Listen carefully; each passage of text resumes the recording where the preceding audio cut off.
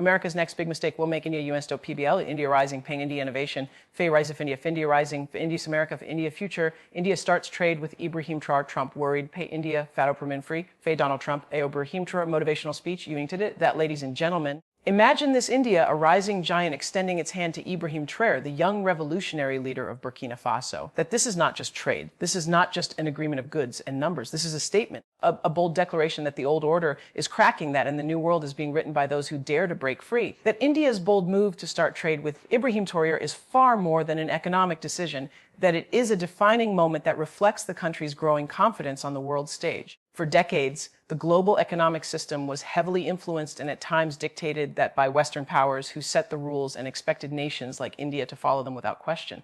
But India has now reached a position where it no longer waits for validation from the traditional powers of the West. That by choosing to engage with a leader like Traoré, who represents a wave of independence and defiance in Africa, that India is sending a message that it will carve out its own path in global affairs. This is not just about exchanging goods, that it is about signaling a shift in priorities, values, and alliances. The boldness of this move lies in the symbolism it carries. Ibrahim Traoré, that as a young revolutionary leader represents resistance against colonial legacies and Western dominance. That aligning with him means India is choosing to support a vision of sovereignty and self-determination that not just for itself, but in solidarity with nations that have been sidelined or pressured by larger powers. That this is significant because it shows India's willingness to look beyond the traditional centers of influence, America, Europe, that and their allies, and to create meaningful partnerships with countries that share a spirit of independence. That India's decision also reflects strategic foresight in today's interconnected world. That alliances are not merely about military strength or political alignment, but also about access to resources, markets, and trust.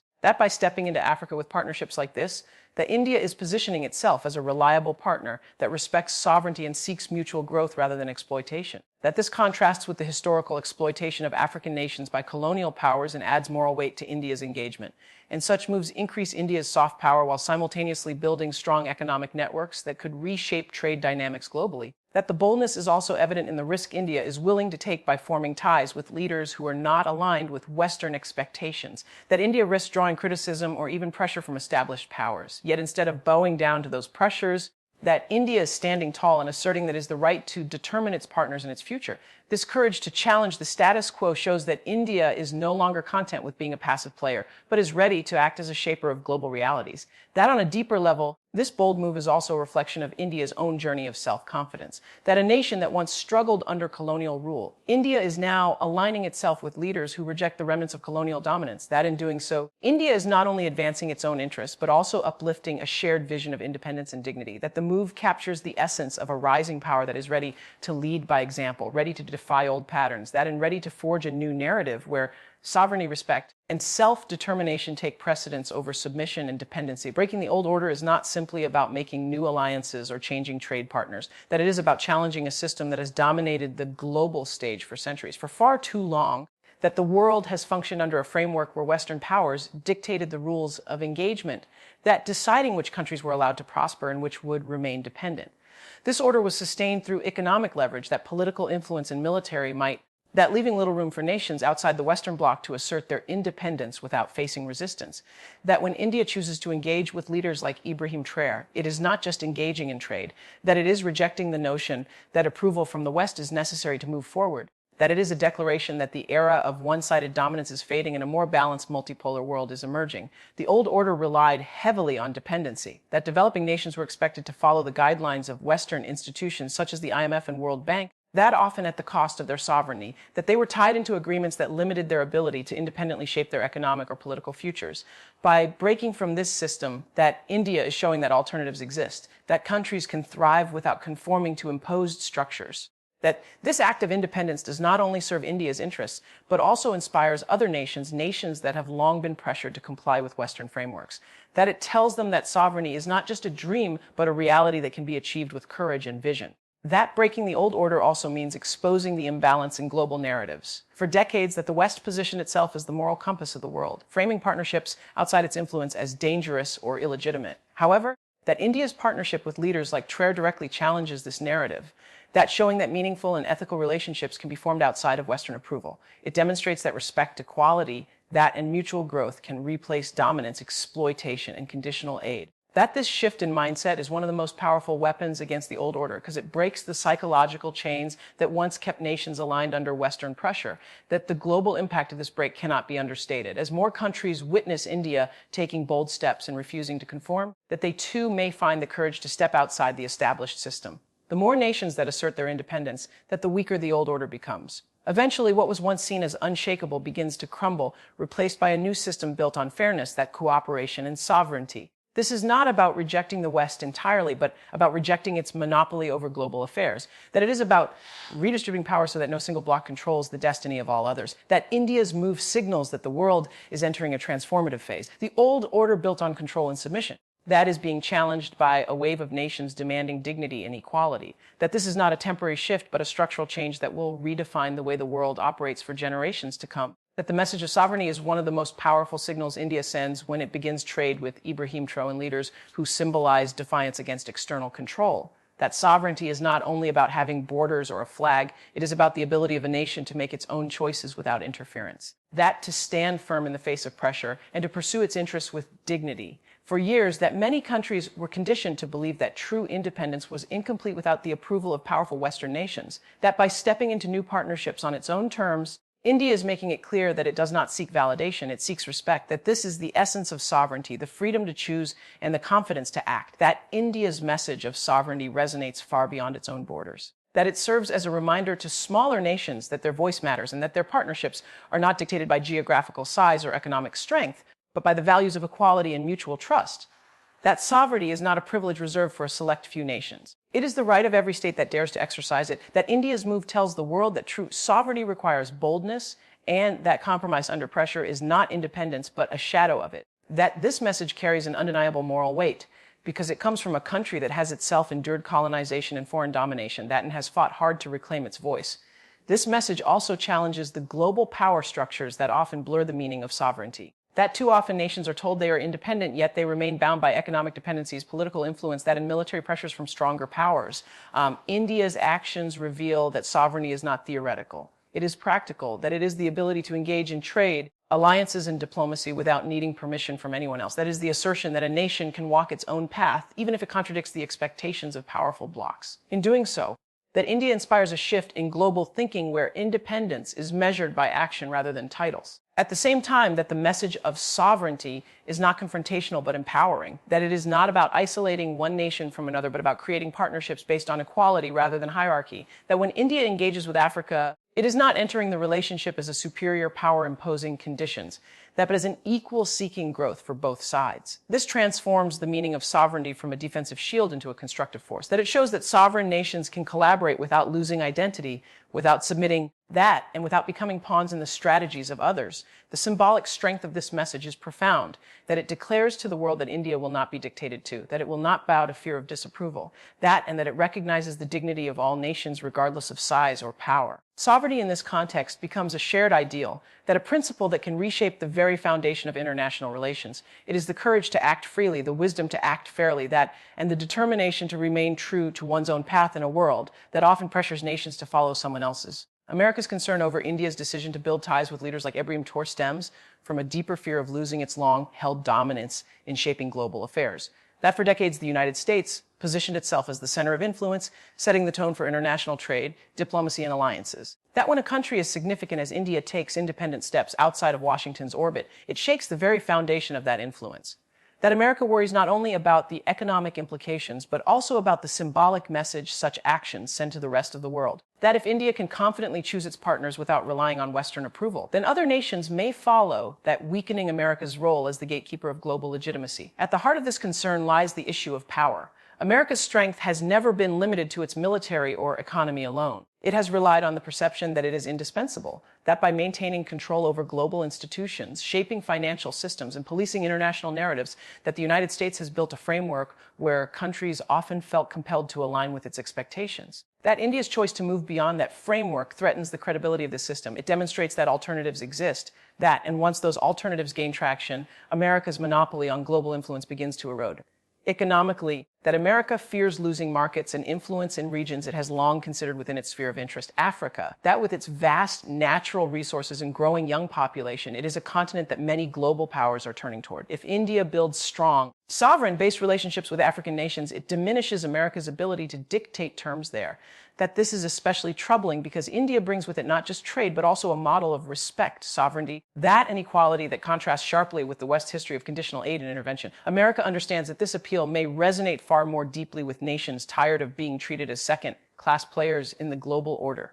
Strategically, America's concern is magnified by timing. The world is moving toward multipolarity with rising powers like China, Russia, and now India reshaping the balance of influence. America's concern is not just about one trade deal, but about the momentum it represents. That each independent step India takes chips away at the old dominance America enjoyed. That if India aligns with leaders and nations that reject Western control, it contributes to a growing block of voices advocating for fairness, that's sovereignty in a new order. For America, this means its influence may no longer be taken for granted. That and its ability to pressure or isolate countries could weaken significantly. On a psychological level, America's concern also reflects fear of losing symbolic authority, that the image of the United States as the ultimate decision maker is undermined when rising powers like India disregard its opinion. That this challenges America's identity as the architect of global affairs and exposes the vulnerability beneath its power. That for a nation used to seeing itself at the center of every major decision, that watching others confidently take independent paths is a direct challenge that cannot be ignored. America's concern, therefore, is not just about India's move, but about the possibility of a world where it is no longer the unquestioned leader. New global alliances are emerging as a defining feature of the 21st century. That and India's partnership with leaders like Ibrahim Traoré highlights this shift in the most powerful way. For decades, that alliances were largely dictated by geography, ideology, or the influence of dominant Western powers who set the conditions for cooperation. Today, however, the world is witnessing a reconfiguration where countries are no longer bound by these traditional molds.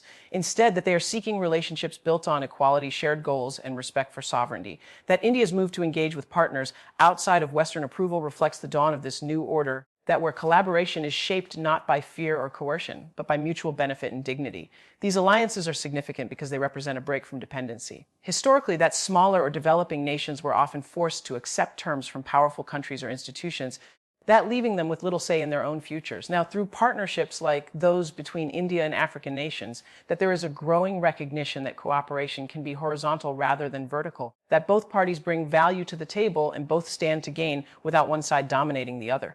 This equality makes such alliances sustainable, resilient, and appealing to nations across the globe who have long sought a fair way to participate in the international system. That the rise of these alliances also creates new opportunities for growth and development. For Africa, engaging with India opens doors to technology, that education, healthcare, and infrastructure support that are not tied to the political strings often attached to Western aid. For India, that these partnerships provide access to vital resources, expanding markets, and a chance to strengthen its geopolitical presence. That this is not merely transactional, it is transformational, that offering both sides the chance to step into a future shaped by their own terms rather than imposed conditions. That such cooperation builds trust and fosters long-term stability in regions that have often been destabilized by external interference. That new alliances also carry a symbolic power that cannot be ignored. That they signal to the world that it is possible to rise outside the orbit of dominant powers. That when countries like India openly partner with leaders who represent defiance against colonial legacies, that it sends a message that no nation is too small, too young, or too independent to matter on the global stage. At this, symbolism encourages other nations to rethink their alignments and opens the door to a multipolar world where no single bloc has the authority to dictate terms.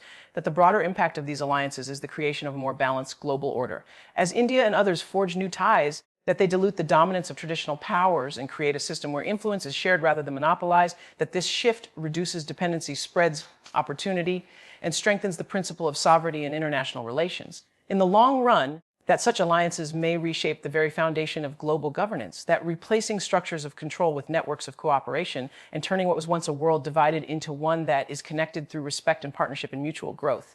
A historical shift is taking place before our eyes. That and India's decision to trade with leaders like Ibrahim Traoré is one of the most visible signs of this transformation. For centuries, that the world order was built on hierarchies with Western powers at the top dictating the rules and the rest of the world expected to follow. That colonization, economic control, that and political dominance shaped the international system in a way that left most nations without a true voice of their own. But the tide is turning, that what we are witnessing now is the gradual dismantling of that old system. India's bold choices are not isolated acts, that they are markers of a larger change. one that signals the rise of a multipolar world where power, influence, that and respect are distributed more evenly among nations. This shift is historical because it challenges assumptions that seemed unshakable. That for decades it was believed that no country could advance economically or politically without aligning itself with the Western Bloc. That the United States and its allies maintained not just economic supremacy, but also narrative control, that presenting themselves as the guardians of democracy, progress, and development. Yet when India chooses its partners freely, that, whether in Africa or elsewhere, it undermines the idea that legitimacy can only be granted by the West. That it shows that countries can succeed and flourish by defining their own paths and building alliances on the basis of equality rather than dependency. That this rejection of traditional dominance represents a turning point in global history. That the historical shift is also evident in the growing solidarity between nations that once stood on the margins of global decision-making. And so, my friends, when India turns toward Russia and China, it is not just about trade agreements inked on paper. It is about rewriting the story of global power. For decades, the narrative has been scripted in Washington, every decision stamped with approval or rejection from the corridors of American influence. But today, India is holding the pen. Today, India is saying, we will decide the ending. We will choose the plot twist. And isn't that what true sovereignty looks like? The ability to tell your own story, to walk your own path, even if it takes you through storms that others cannot weather. You see, Russia has long been that old ally standing at India's side through wars, through sanctions, through the cold winds of geopolitics. And China, despite its rivalries, its competition, its complicated relationship with India is now opening doors in ways America never expected. Together, this triangle of power is not just transactional, it is transformative. It sends a message to the world that no single nation can corner the marketplace of alliances. No single leader can dictate who you trade with, who you dream with, who you rise with. Now, America may call it betrayal, may call it defiance, may even call it dangerous. But let us pause for a moment and ask ourselves who created this moment. Was it India, tired of being bullied, tired of being told it must always play second fiddle? Or was it America, with its tariffs, with its arrogance, with its endless threats of punishment instead of partnership? My heart tells me the truth is clear. India did not push away America. America pushed away India. And when a friend is pushed to the edge, they will find new friends waiting with open arms. And what a shock this is to the old order. Washington thought it could impose 50% tariffs and watch India fold.